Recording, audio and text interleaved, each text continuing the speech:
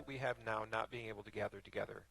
I know, we haven't had people showing up at our church kneeling outside, right? But you know what I've seen, Pastor Rod? I've seen our own members just stop by to make sure the candles are filled with oil. I've seen our members come and make sure there's still flowers on our altar, right? I mean, it gives me goosebumps to think that people are still out there praying that we'll open up. The technology that we're using today, Pastor Rod, was because of the good people of Mount Calvary said, whatever it takes, we're going to stay connected in Christ, right?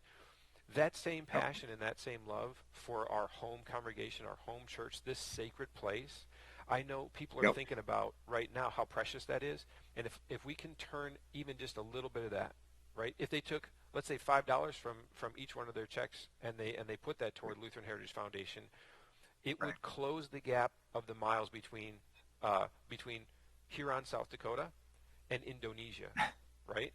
I mean, we're talking hours upon hours in a plane to get there. But if we help close the gap with a book, we can't be there.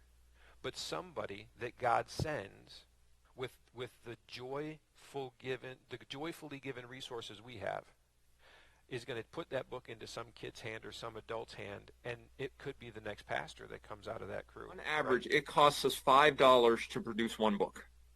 Okay?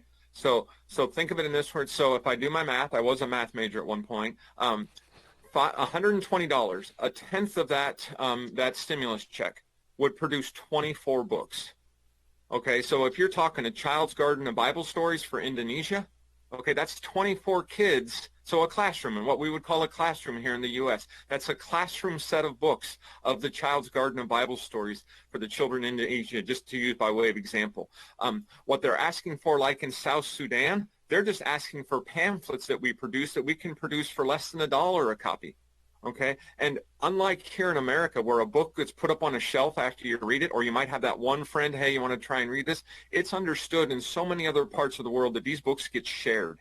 So again, for $5, one book gets produced. And this book is not just for one person. It's going to be shared in a family. It's going to be shared in a community, possibly.